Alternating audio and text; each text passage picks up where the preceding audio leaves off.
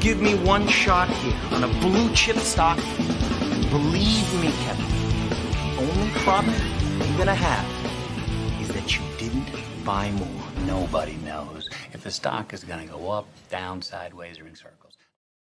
What's going on, NBA draft fans? Your boys are back, the Wolves of Ball Street, your favorite draft analyst, the Draft Deck NBA Draft Podcast. My name is Corey Tulaba, and I am here with a special guest co-host today, my guy, Stephen Gillespie, filling in for Albert Garbage Time.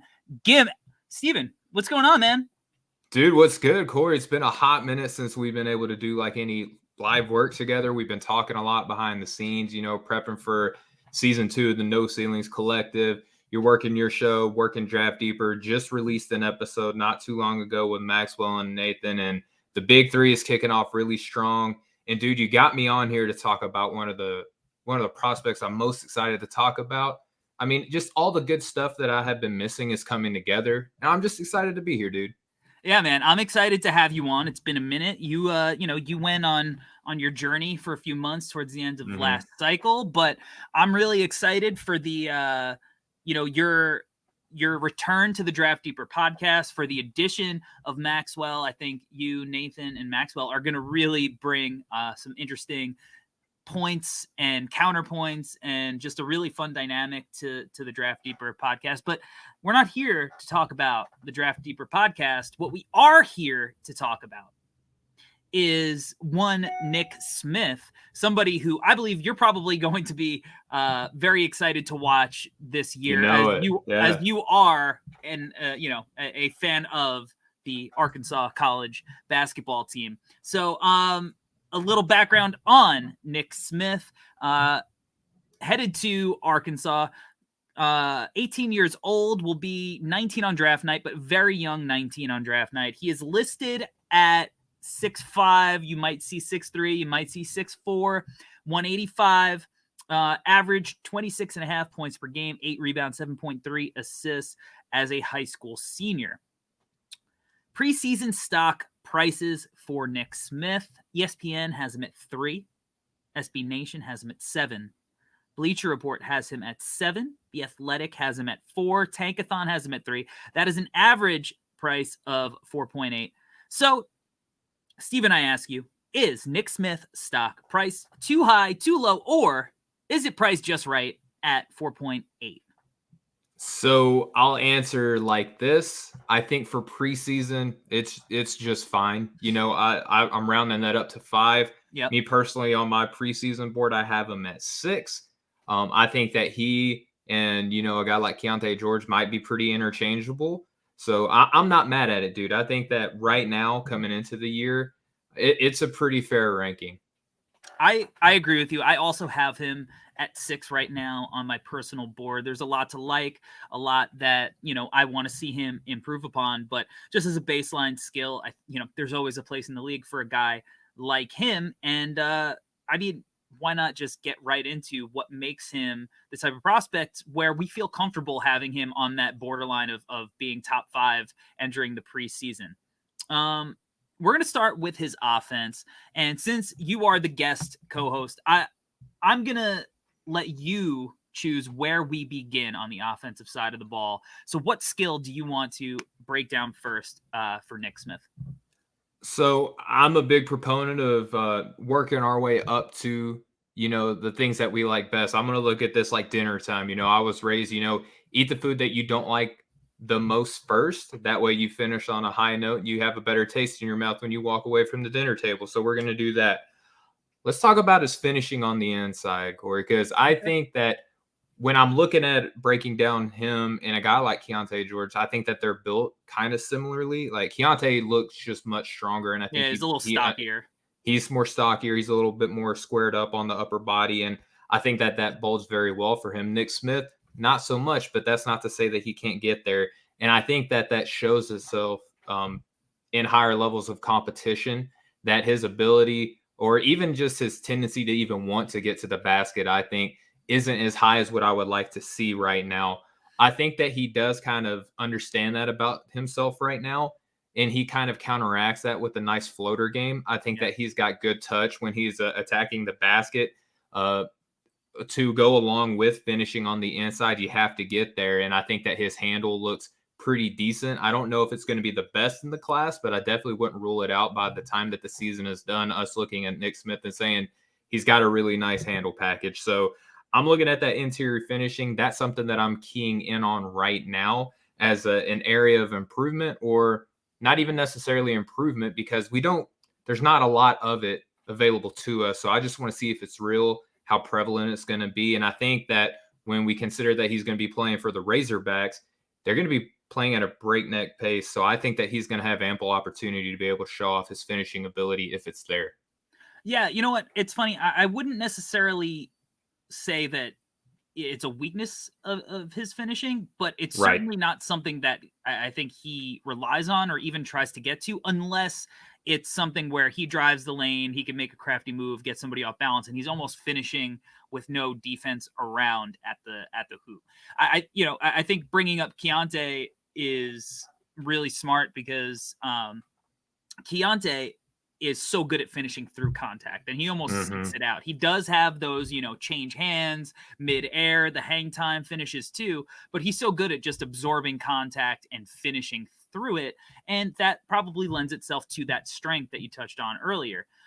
But what you mentioned is that Nick Smith really relies on that floater, and from what I've seen early on, I think he has one of the best floaters in the class, right? So a lot of times, whereas Keontae George will just go straight into a player, right, and just absorb the contact and finish through it, Nick Smith opts to not drive all the way to the hoop, instead pull up for that little float game. So it's similarities and differences, because Keontae does. I think he doesn't rely on the floater enough.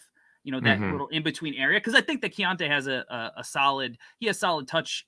In that little in between as well. But I think that it's going to be interesting to see how Nick Smith does adapt to that at the next level, because while he isn't that stocky build that Keontae is, I think that he does have good broad shoulders. He's definitely leaner, much leaner. But I think he's got a good frame. It's almost like that. I mean, obviously he's not as tall, but it's like that Brandon Ingram type of frame. Where he's kind of long, you know what I mean? And lean, especially coming in now. And I could see him really filling out when he, gets to the league one day.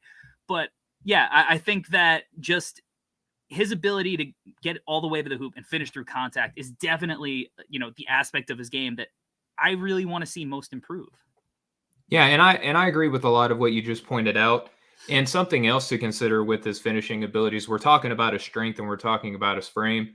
He's very creative too. I think in the opportunities that we have seen him try to attack the basket, he's not very stiff. I think a lot of the prospects that we have coming into this year's draft class, they don't have enough wiggle. And I think that Nick Smith does have some wiggle in his game. And he just moves so well too. I was saying this on our podcast, is that when you watch him move, he just looks like an NBA player. Like when he's dribbling, when his off ball movement, which I think if you consider the players that he's going to have alongside him at Arkansas, a guy like Anthony Black, I wouldn't be surprised to see Arkansas implementing him as kind of a table setter for Nick Smith, because he has good bursts and because he is very good moving off the ball. I think that that's only going to help him. And I think that, again, talking about players making good decisions for where they go to continue their development, I think that Nick Smith Jr. made a good decision to go to Arkansas, because Muss is going to do such a good job of accentuating his strong points and giving him areas to explore the studio space too, in some of his weaker areas. So I wouldn't be surprised to see him be a little bit more aggressive than what we've seen when he does make that jump to college basketball. And we've seen a little bit of it already too, when Arkansas went on their world tour and did some great things. Nick played great. There's just a lot of dogs there. It's just, again, working our way up to what we like to eat the most, Corey. The finishing and the attacking is something that I want to get a little bit better at seeing him do. I will say one of the best parts of being an adult is, like, I love ice cream. And, when you're a kid, you're supposed to eat, like you said, you go and order, you eat the stuff you don't want to like. As an adult now, if I want to have ice cream for dinner, I'm just going to have ice cream for dinner. There you go. I mean? I'm not eating peas. Yeah, like I don't, why? my wife will try to, she'll make me vegetables sometimes, and she is a brilliant cook. So, when she does it right. But if I was choosing, I want some ice cream. I want some ice cream for dinner, and I treat myself every once in a while. You have to. You touch on his handle, and I agree. I think it's excellent. He's got the ball on a string. He's got the wiggle. He's got the shiftiness.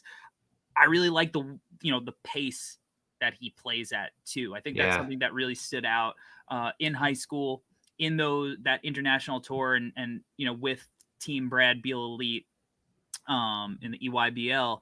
I think he has a really good control of the game. Now, one of the areas that I feel like I've kind of, I don't want to say disagreed, but I don't think I'm as big a believer in his point guard skills as some of the other guys on the No Feelings team. I think he's capable of running and initiating offense for sure, and we'll touch on his passing in a bit, right?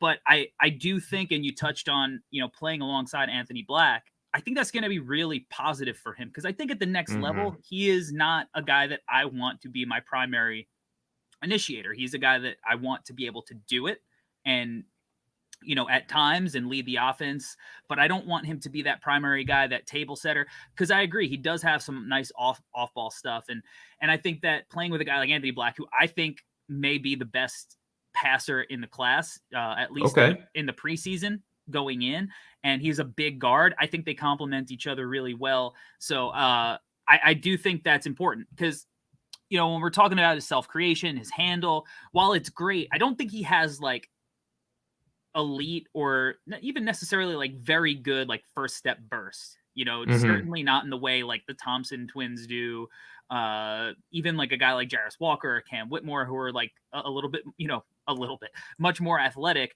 where you can just be like one step, no dribbles, just a little shimmy, and they're blowing by. He doesn't necessarily have that to his game. And like I was watching one of the games against the New Jersey Scholars and for Brad Beal Elite, and that's DJ Wagner's team. And DJ Wagner was given, Brad Beal Elite the business in that game.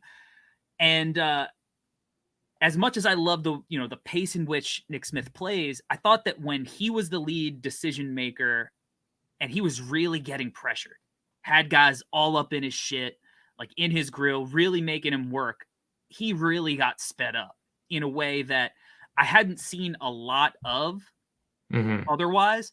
But it was really like, oh man, like he's got a long way to go against really intense defenses, to where he might see that more often at the college level, where he's gonna be playing against much more consistent, tough backcourt defenders than he did at the high school level, especially AAU, where it's very open and up and down. But the Scholars were playing it very, like, way more intense than you usually see that normal AAU style. And it really, really tripped him up. It was probably one of the worst games that he had played throughout the whole year. And, you don't want to look at one game, because it could just be, he had a bad outing, but it wasn't even necessarily like missing shots. And he just looked rushed and sped up, because it was just too fast a pace for him. So as much as I do love how he controls it, because I think in most of the other games, like, he's not like forcing shots. Like, he looks like one of these buckety guys, and he is like, he's a ball, don't stop kind of player who can really score. Right. But he's, he does do it in a way that is mature for his age. Like, it doesn't seem forced, and he's playing at multiple speeds. He's using, he's getting up and down and going side to side and using that shiftiness and not forcing things, which is good. But I do worry about him if I'm like, all right, this is my lead ball handler going forward, my number one guy who has to create offense for not only himself but everybody else consistently. I do worry as we level up that that's something that it might shine through as a weakness, as much as maybe that at rim finishing does. Yeah, and just listening to you break that down, I think that you did a great job, Corey, presenting your case that you don't look at him as necessarily being a lead guard, but that's okay, man. Like, one of the things that I wrote about, since I've been back, I think I have like 3 pieces up on NoCeilingsNBA.com right now.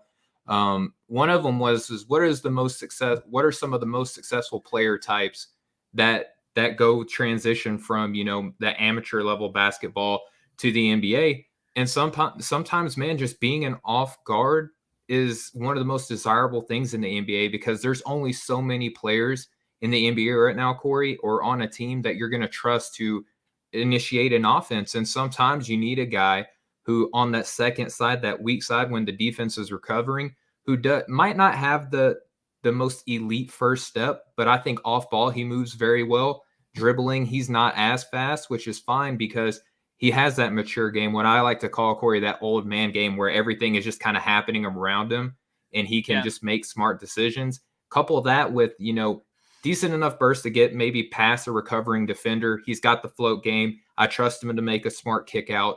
And, if he's working on that finishing and getting stronger, that's only going to add more to his game. And so it makes me wish that a team like the Dallas Mavericks or the Boston Celtics, someone with a big creator that can just like make the defense collapsing and trying to close out on him pay, and leaving a guy like Nick Smith open just to have so many different options to finish the play. Yeah, Oklahoma City, teams like that. Yeah. That backcourt has a lot of guys that are, kind of similar.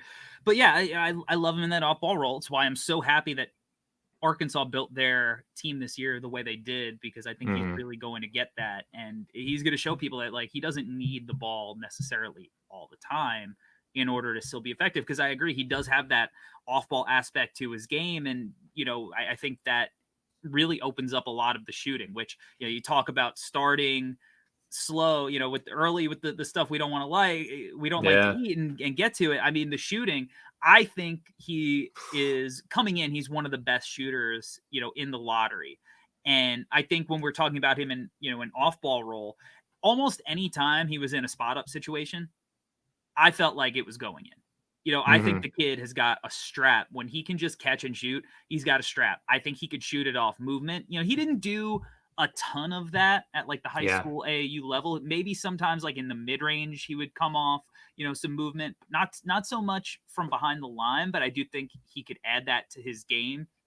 But I like that he's not going to need the ball in his hands. I like that he's going to be able to spot up and space the floor in real ways, especially Arkansas's context. Like, they have all of these athletic slashers, in that front court, guys that are play finishers that maybe don't have that same floor spacing ability. So that him being that guy, I think is going to be really important for that team. And I think he's fully capable of it.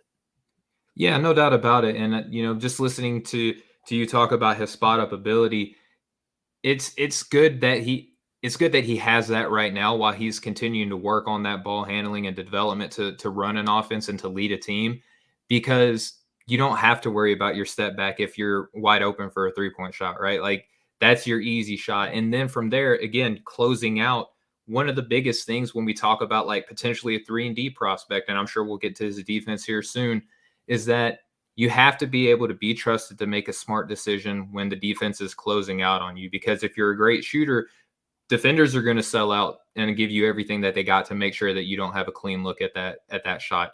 Nick Smith can definitely make people pay. Again, we're talking about him growing in his strength, growing in his confidence in handling the ball, that float game being as lethal as it is. And it puts him in a perfect role because, as we're advancing, starting to get into the mac and cheese, everybody loves mac and cheese, right, Corey? Is that I do. His passing isn't first tier. I think that he's got what it takes to be a great, like a good secondary, definitely one of the best tertiary ball handlers on an NBA level team. I think he's that good. And which is fine. Like, not everybody has to be Kyrie Irving out there on the court. You just have to be able to be trusted and make that good read. And one of the things that I have as an improvement area, Corey, and I'm interested to see what you think about this, is that like second level next step passing. I don't think that he has that in his game right now to where he can kind of bend the perimeter of a defense or the help side defense to his will. I don't think that he has that in his game right now. And this is where basketball philosophy is so fun to talk about, because is this a skill, and Corey, you being a coach, is this a skill that you can obtain, or is this something that you can just learn a couple of different reads based off of where you are and where you expect the defense to be, and you just kind of throw a guy open type thing? Is this something that repetition helps you with? Is this something that, running specific drills with cones and coaches with the little body bags out there, what can you do to help build this guy up as an advancing play creator? Yeah. So, I mean, I'll touch on whether I think he has it or not, but I do think that it's something that can be taught. I think that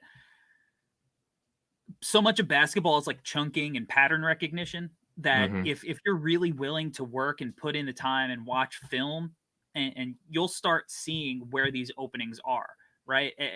That's not the end of it, because there's definitely a difference between watching film and seeing things on film and then being able to recognize that in real time. But watching the film and breaking that down and learning where the passing angles are will help you kind of understand. Then it's about getting reps. And, for me, live action is the best way to simulate that. You could obviously Mhm. do drills and hammer home, like, hey, we want you to, make weak side hits when you shift the defense. If you're coming off a ball screen to the right side, that defense is starting to shift over and overload, to cut the cord in half.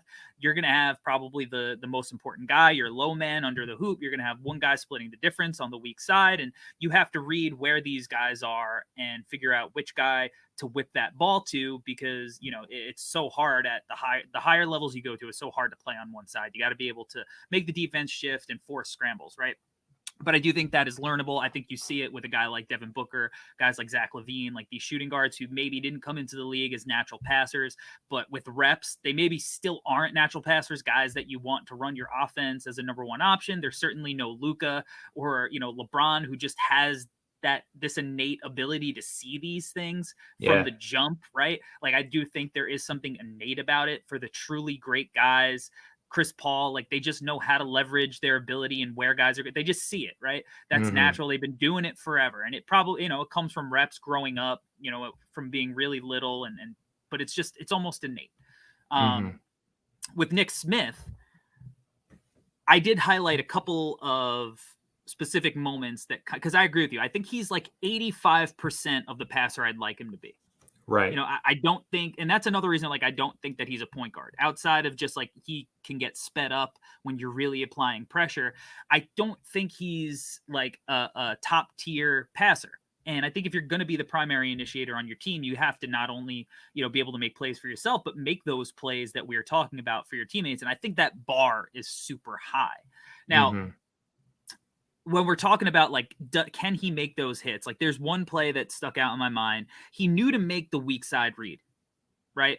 But he passed it to the corner shooter when the right play was actually to the wing, to the weak side Mhm. wing, because the weak side wing defender was sinking a little bit more to the corner on the split. So he still went to the corner.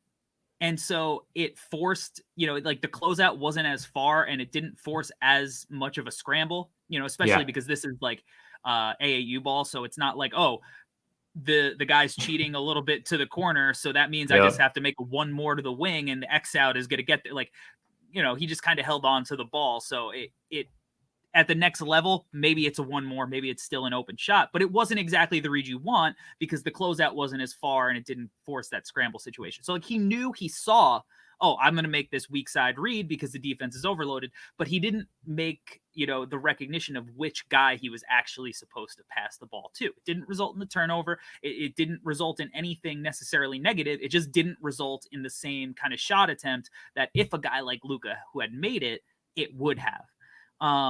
Another play that stood out about his passing, he made this live dribble, left-handed pass to the baseline cutter. It was the right play, but it was off by that like 15% that I mentioned where he's like Yep. 85% of the passer I want him to be. So, instead of it being timed and placed exactly where it needed to go, it just wasn't on the money the way it needed to be. Like, he almost like he didn't like he waited till the cutter made it to the spot instead of passing it before he got to the spot, trusting him that he was going to get to the spot. And so instead of it being a layup, and again, this is high school, so kids aren't going to, catch cleanly, go right up confidently. Mhm. It turned into, it wasn't a shot attempt or anything. So it's like, obviously he knew that he could make that pass. He tried it. He made it a live dribble left-handed pass, which is really difficult. It just was a little bit off. And it's something that those natural passers, they like, if it was Anthony Black, that pass would have been on the Yeah. money, would have been a layup. Because the timing would have been right. He'd have passed it early, would have met the ball handler at the spot, and it just would have been a layup. for Nick Smith, he has to figure out that timing. And I think that timing and that placement could be off with him sometimes. Yeah, and that I don't remember exactly what game that you're referring to right now, but there have been instances like that I've watched him make that play and it doesn't result in a basket, and then he has to either relocate for a shot, which he's very good at, or he sees something and he's not always confident in his ability to execute that pass, so he's got to dribble back out, and then you got to have him in the half court as your ball handler, which I don't know is necessarily going to be his strongest position, right? So I agree with a lot of what you just said. One thing that I want to see him do is since he has like a really good float game, I want to see him in opportunities where he kind of masks, kind of James Harden-esque, right? Where he masks the floater as an oop pass or vice versa, masking the oop pass as a floater, because I think that is going to compromise the defense and their confidence on where they're supposed to be in these know your personnel type of scenarios where there's one guy on an island and he's got to figure out, okay, do I close out on Nick Smith or do I kind of hang back because I don't know if the guy behind me or like Brazil, this dude is I think that these hoop opportunities are going to be great. Where do you go? And I think that that's going to be another area. It's kind of a subtle one. I don't think a lot of people are breaking this down on very much like Nick Smith Jr. analysts, but I think that the floater game's there. You're worried about his playmaking. I think the float and the oop pass are close enough in their build up to where it's going to be kind of one of those easily teachable things. Yeah, and you saw like how devastating that could be when you watch Trae Young, right? Like Trae Young is so good at using that floater to his advantage, where like that big, he just in the drop, like he can't go too far because Trey's gonna hit that floater, and if he comes out too far, it's gonna be an oop for the dunker. So and like you said, like Brazil, like Jordan Walsh, like these guys, I think he's gonna have opportunities to find these guys who are athletic finishers at the cup to use that, and I do think he's capable of that because I mean, look, he averaged. Let me go back to it. I think it was 8 assists, 7.3 assists a game, his senior year in high school. And it's high school. He's got the ball a lot, right? He's the best player, certainly. But, I think that there is something to the fact that he does have some passing chops to him. And he does recognize, he does make, he does have reads that you're like, that was a really nice play he made. He made some nice reads in, I believe it was the He's selfless, right? Like he's not all about him. Yeah. He's not a guy who's just looking to get his own. I think he's really competitive. So even though, he does have these passing chops though, and he is selfless, the people want to know, can this dude, knock down shots off the bounce? And I think that, I think he's like, we touched on his off the ball shooting. I don't quite think his on the ball shooting is at the same level right now, but I do think he's going to be a knockdown shooter. He does have, I think it's a really easy path for him to get there. Because I think off the bounce, he's got the ability to create the space. So that, that's not an issue. He's got all the combo moves. He's got all that. For me, my one note on him as a shooter off the dribble, and you can't go under on him either, so like, that's off the table the same way you can with some of these other wings. But my one note is that he tends to miss short a lot, which is good because that means that there's something that's easily identifiable and it's something that you could pick out to, kind of fix the issue. And I think it comes from, he doesn't get a lot of lift, it's very set shotty. It's very much just you could probably slide a piece of paper underneath it, but not much else, right? A lot of some shooters get a little bit more air. A guy like Ray Allen, he had like he was very jumpy on his shot. Nick Smith is very much a set shot, and that's pretty popular for a lot of the younger kids that are shooting nowadays. But I think that if he got a little bit of lift, nothing crazy, just a little bit more lift, some of those short misses would actually be makes. And I think that it would help with his, a little bit more arc because his shot's not flat by any means, but it's, it's definitely also not like a rainbow. But I think there's a world in which like he doesn't shoot the percentage that he's going to shoot in the NBA, where it's a little lower in college than maybe it will be at the next level, almost similar to Tyrese Maxey. Tyrese Maxey's shooting issues were very clear and very fixable, in my opinion, in college. And people, really overreacted to just the percentage, not taking into account the shots and how easy of a fix it was for a guy like Tyrese Maxey, who plays as hard as he does and works as hard as he to fix. And you could see how quickly, like, it was a non-issue.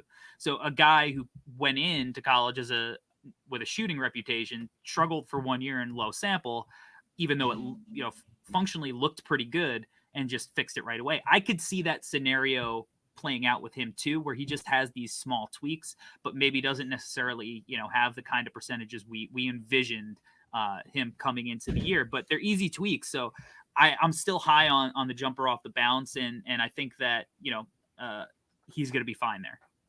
Yeah, and I don't think that there's much about the shot that I walked away with like super concerned about.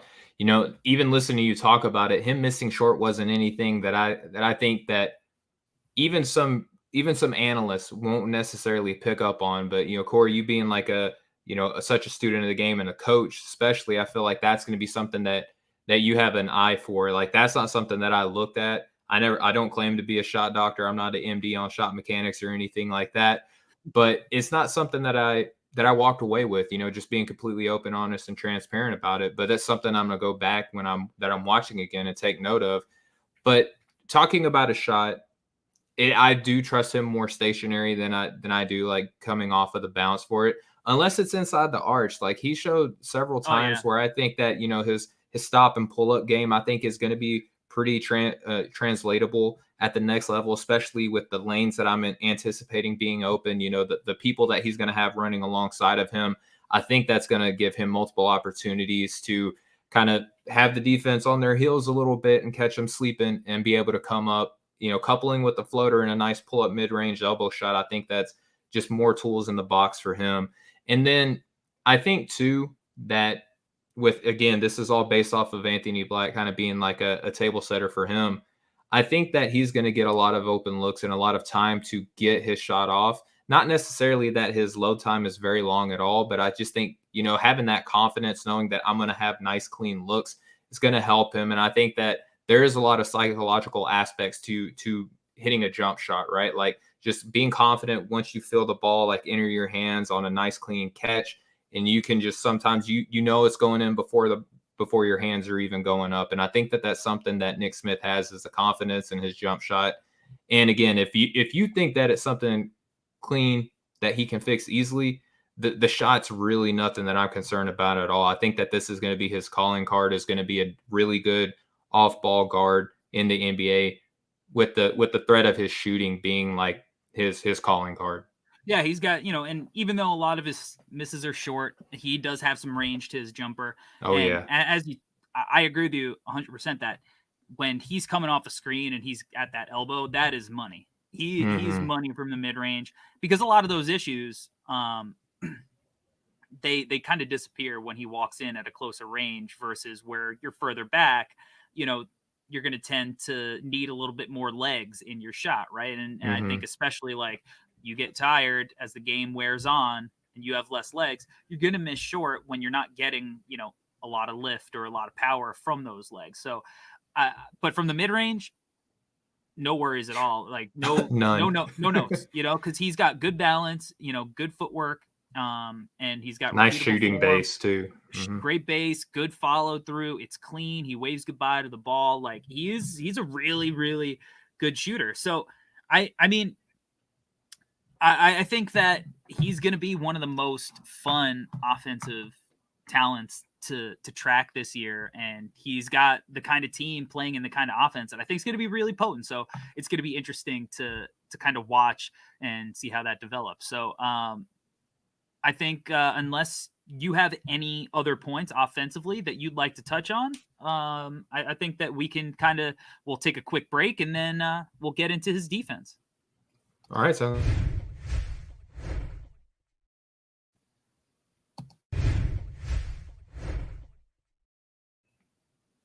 All right, we're back. And we're going to break down Nick Smith defensively. So we broke down the offense, and it's time for the other side of the ball. All right, let's start now with the stuff we do like. Okay, because we started out offensively with the stuff maybe that we thought needed a little work. For me, I want to talk about his one-on-one perimeter defense at point of attack, because I think one of the things that stood out to be the most is he really likes to defend. Yes. He likes to defend. He is a dog. He will pick you up 94 feet.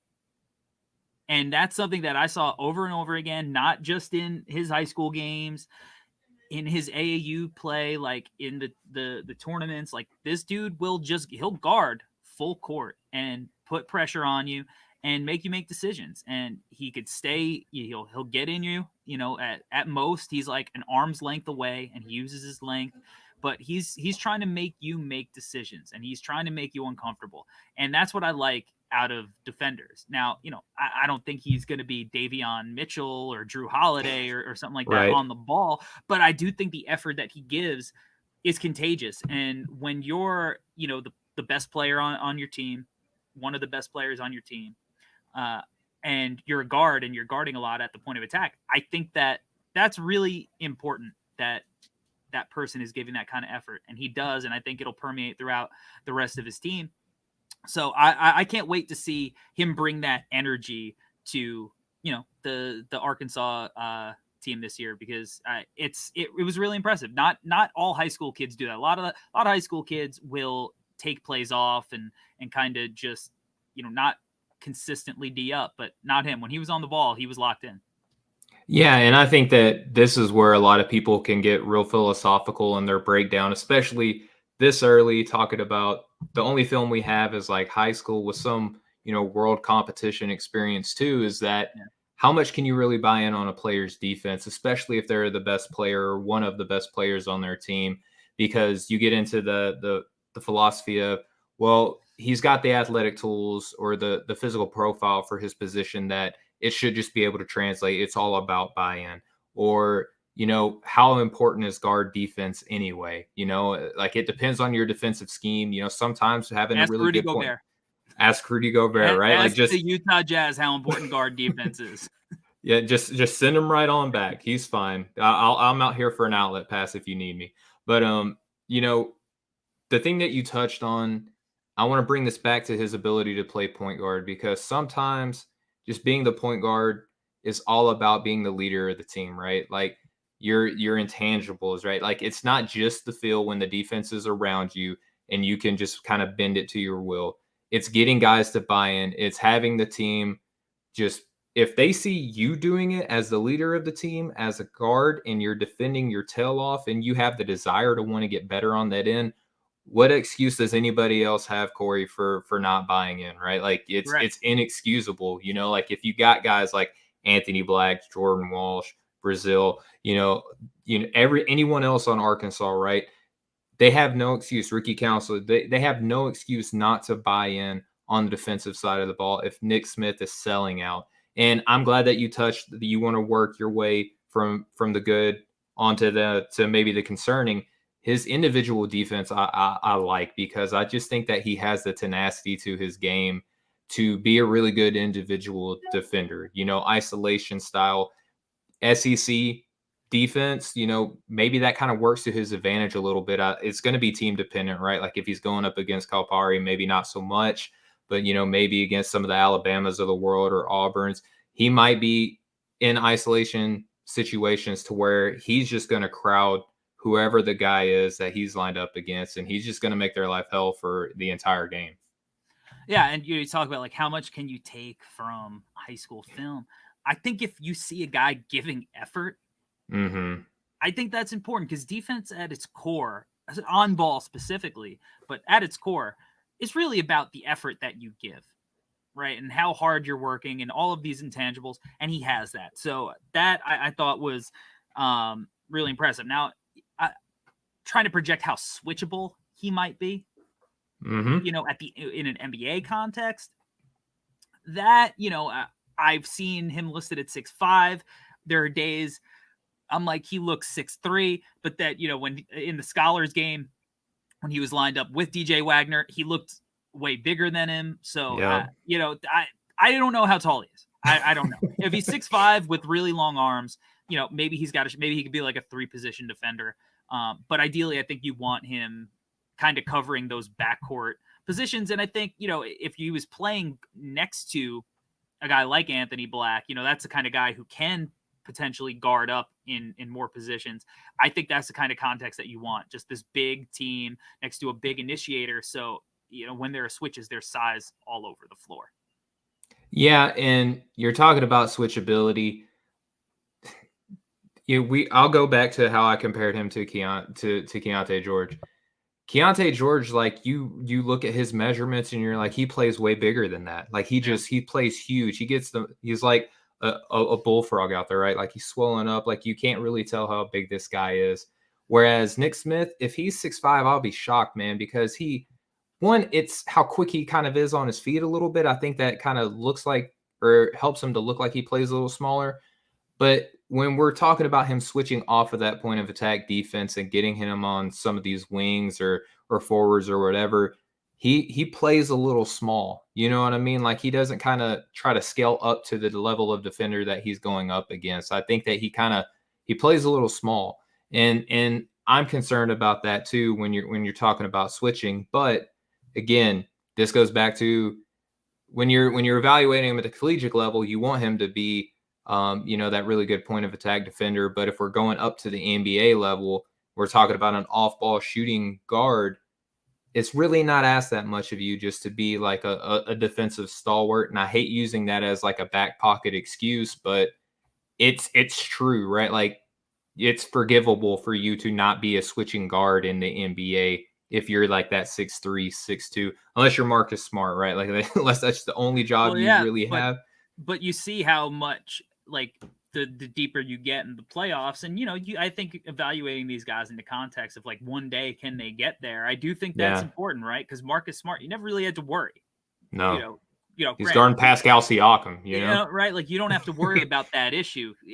You want to, when you're building the team, I think you want to eliminate as many issues as possible. So I think it's across that bridge when you get there moment. Like we'll see, like his body might really get stronger. Maybe he really is a legit 6'5", and he's got a 6'10" wingspan, and that helps him and if he's giving effort, right? But the NBA, it's a different beast. You got guys like Brandon Ingram and Kevin Durant, that you're gonna have to switch onto, and it's just like turn and shoot. So are you going to be Lou Williams or are you going to be Fred VanVleet? Right. Like two smaller dudes, but it's that give a crap that you're talking about. It's that give a crap, and I think he has that. So at the least, like, can you make him work a little bit? Can you make it a little bit more difficult, or is it a warm up? Is it is there just a guy who's 40 years old with a hand up that can't move around guarding you in a practice setting, right? I think. I mean, Fred VanVleet, if he gets to that level, I think you're looking at a really special player. It's an outlier for sure, right? Yeah, I think you're looking at a special guy on that end because, he's got better physical tools than Fred VanVleet does, certainly. But we'll see. Off the ball, I want to get your opinion on his defense off the ball. I just think, again, going back to the podcast that we just did over at Draft Deeper. This is where I'm concerned with him is I'll couple this with the pick and roll defense too, right? Because I just think that he has a propensity to just die on screens a little too easily, which is really strange because it's like that Dr. Jekyll, Mr. Hyde thing where it's like you watch him as a point of attack defender and he's so scrappy and he's tenacious. And, he's got, smoke coming out of his ears and his nose. And then off the ball, it just seems like it's just so easily for him to lose his guy. And I think a lot of that has to go to communication. And a lot of it has to go with knowing your personnel on a different side of the ball. Whereas as you broke down with his offense, like he's trying, he's being more creative. He's taking a little bit more risk and repetition, where I think on the defensive side, it's almost like he's scared to kind of give that side of the ball that same level of, creativity, where he's like, where can I gamble on some angles? Do I have to be this close to a guy if he's moving? Am I watching the ball at the same time as I'm watching kind of like the torso of my opponent? Like, I'm just curious to see what his kind of like, what he's bringing to that side of the ball mentally, because I don't know what his setup is like. upstairs when he's playing off the ball. I don't know what he's evaluating, what he's looking at, what he's reading. And that would just be something cool just to kind of like sit down and help him to watch film and break that down, because he's got the physical tools. He's got the give a crap on that point of attack. He's just got to bring that same type of intensity, maybe, Corey. It could be something more than that, but I just think that he's a little bit more timid to take risks off the ball and to kind of sell out a little bit, so to speak, for how he is playing alongside his opponent. Yeah, I mean, off the ball defense, that being in help, that's the hardest part of defense, because there's a lot of thinking involved. I think for me, my bigger concern, because I see what you're saying, where he's very aggressive on the offensive end in all aspects, and maybe you're not seeing that same thing off the ball. But for me, because like I do think he's locked in off the ball, but for me it's more of like he's very face guardy a lot. Like he's and that's something that Metcalf, I think it was Metcalf, he mentioned when they talked about Smith on the No Ceilings pod. So something I was looking for, and I was like, oh yeah, he's definitely a little face guardy. And it wasn't, I was thinking like, oh, maybe it's just his high school film. Maybe it's, that's something that he was instructed to do, because coaches they'll be like, take this guy out of the game, right? You're going to face guard him. You don't have to worry about your responsibilities. Just take him out. But he was doing it a lot with the Brad Bill Elite team too. So it's hard for me to believe that, those two coaches were, instructing him specifically to just kind of stick to his man off the ball and be face guarding. And what happens when you're doing that is that it leaves you in bad spots on rotations. Or if you do have to go and, dig at the ball or something, right? And you're so tight to your man and just you leave him for a split second to try to help, all of a sudden that's where you might lose a guy back door. Because you're just not in the position, right. You're not in the right position to kind of give him that elbow and bump him out of the way, as you would be if you were just kind of, ball man splitting, the distance. So I am a little bit worried about. And I think that too, just real quick, Corey, is that when you're, I'm sorry, just to jump in on this one particular thing, is that when you're going up against more advanced and more creative offensive schemes, is that you're going to be more susceptible to getting screened a lot more harder, and it's going to create more, openings for the offense as well. Yeah, 100%. I mean, the offensive schemes that we see at the NBA level are really complicated. I think, at the college level, a lot of times, you're going to maybe not as complicated, and a lot of times college teams will just like go to a bullshit zone and whatever. But when it comes to the offensive level, like he's going to be put through the ringer, running off all this action, have guys off movement, and then all of a sudden you're 12 seconds in a possession and the team somehow goes into a clean like Spain pick and roll, and all of a sudden you're like on the fly trying to figure out your responsibility. That shit is hard.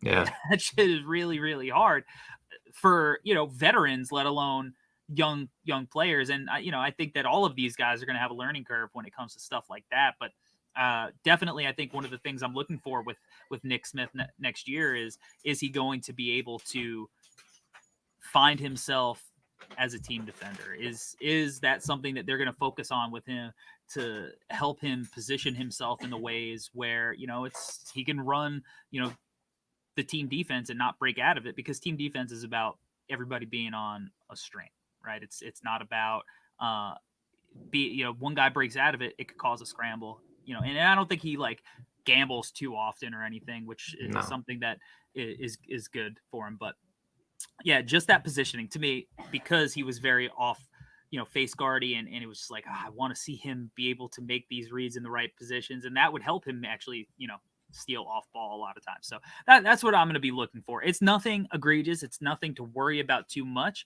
I think we both have him at 6, so I don't think either of us are like super concerned about that, but it's something that we think is worth monitoring going forward.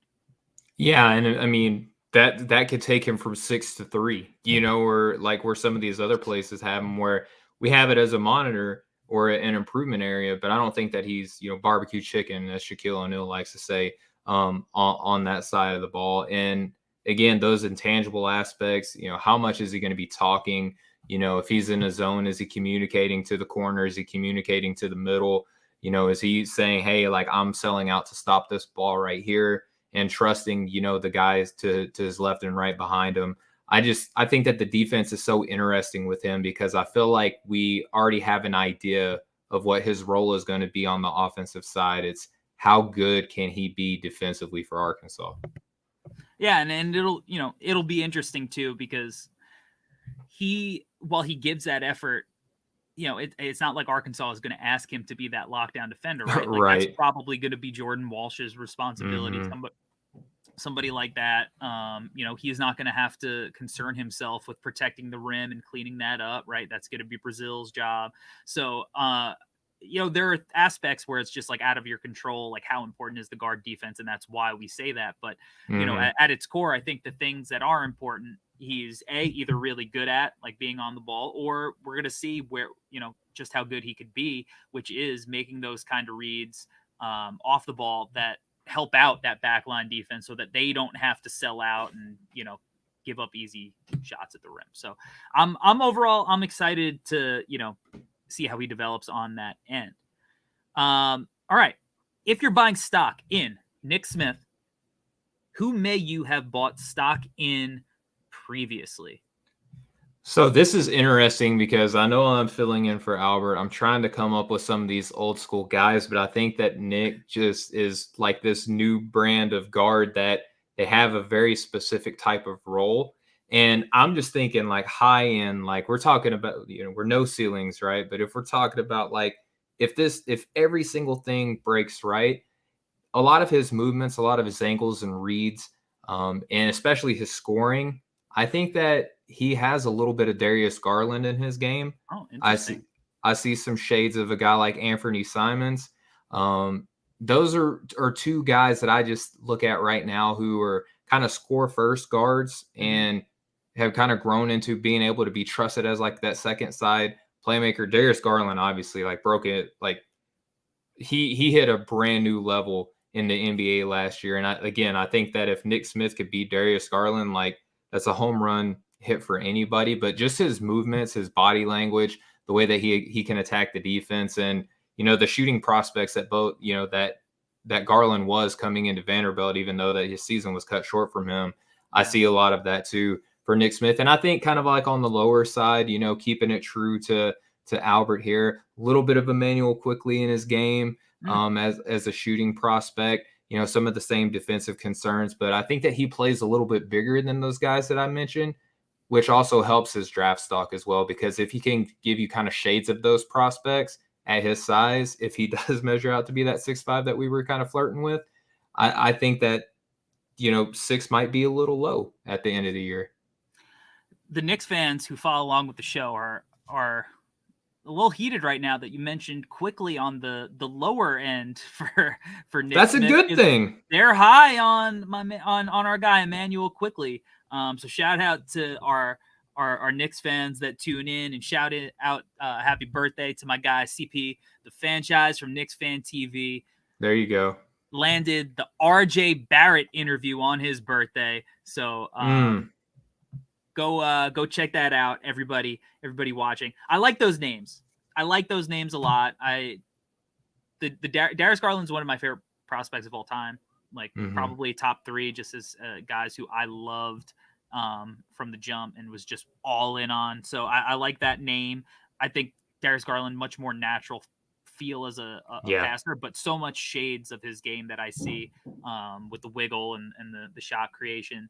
For me, I went like, to me as a prospect, he's like somewhere in between like Bones Highland and like Bradley Beal. Okay. Am I saying I like the Bones comp? Am I saying he's gonna, comparing him to Bradley Beal, is he going to be the kind of guy that leads the league in scoring?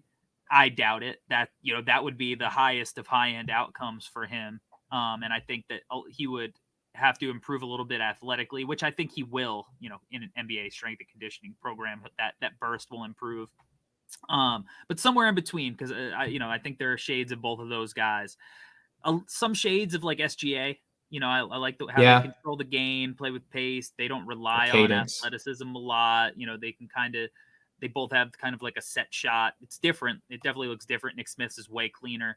But they got like some in between game. Maybe not like the best passer in the league, but certainly can get it done. So, but I think all those guys that we mentioned, they're all of the same ilk, all of the same vein, right? Kind of score first, maybe, but can make plays a little bit. Like you touching on Quickly, who he's got that float game that Quickly has. And I think Quickly's actually done a very good job early on in his career using that floater to the threat of the floater to make that lob pass to Mitchell Robinson, Jericho Sims, which, we touched on earlier. Hartenstein this year, right? Oh, yeah. Hey, Knicks are going to be better than people think. We're back.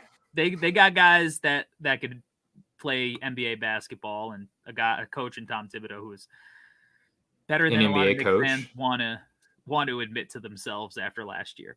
All right.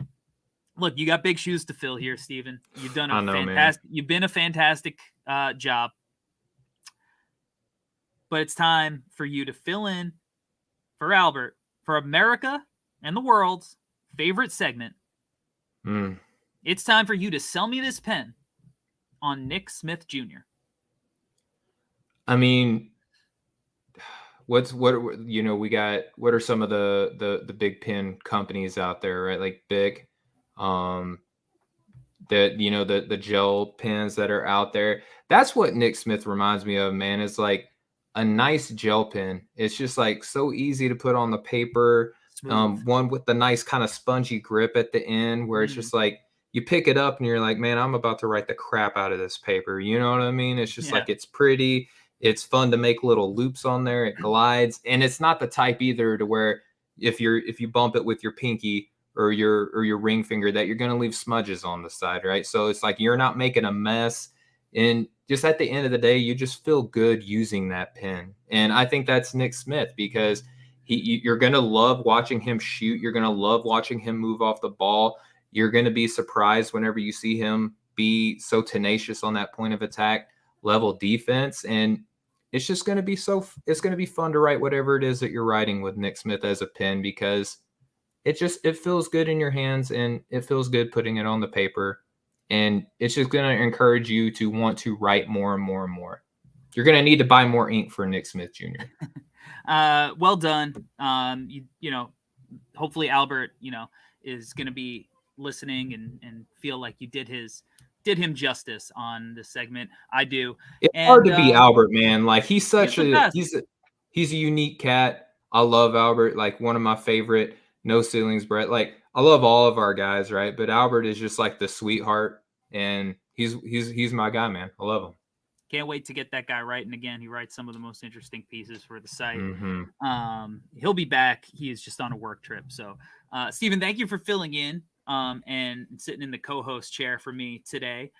Let the WWWs know where they can find you and what you got going on for No Ceilings.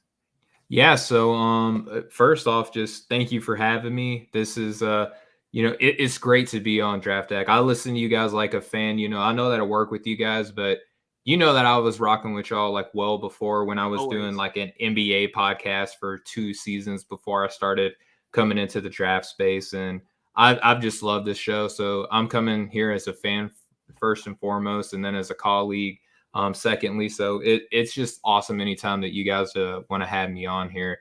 But you can follow me on Twitter. It's where I'm most active, at Stephen G Hoops.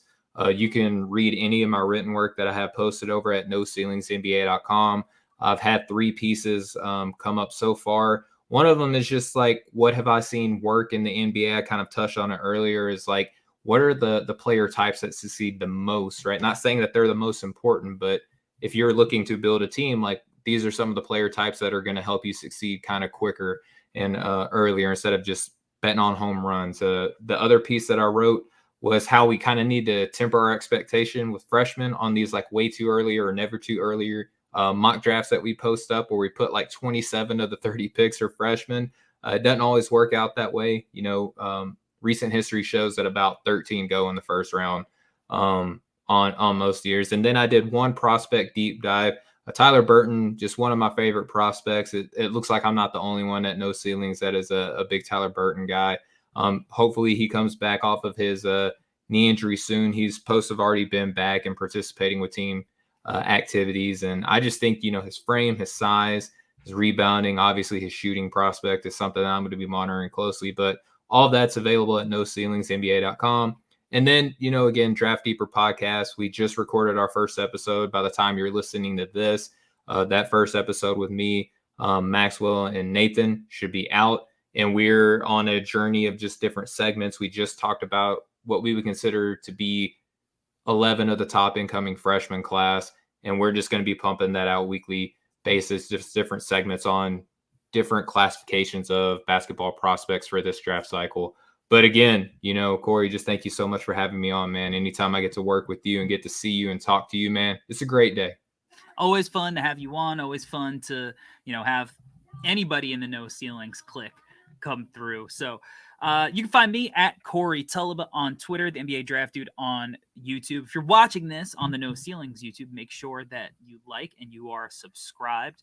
And then head over to NoCeilingsNBA.com. It is free to subscribe, and you will very soon be getting content delivered to your inbox Monday through Friday. So please take advantage and subscribe to that for free. And then help us out over at the Draft Deck. Give us a nice rating, review, share. 5 stars would be dope, but you give whatever your heart desires. We like honesty over here. And I appreciate everybody watching over on the YouTube stream, watching live. Thank you, everybody, for rocking with us. We will be back to break down more 2023 NBA draft prospects in the preseason, but we're getting closer to the real deal, real game time, and we're excited about that. So make sure you are locked in everywhere to keep up to date. Until next time, we out. Peace. Peace.